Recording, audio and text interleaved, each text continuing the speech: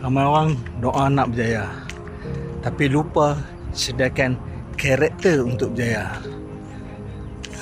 Kalau hari ni pegang 100 pun tak amanah, apa bezanya bila pegang 100,000?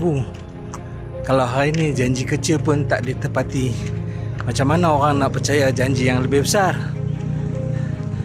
Kejayaan bukan mengubah siapa diri kita. Kejayaan cuma mendedahkan siapa kita sebenarnya.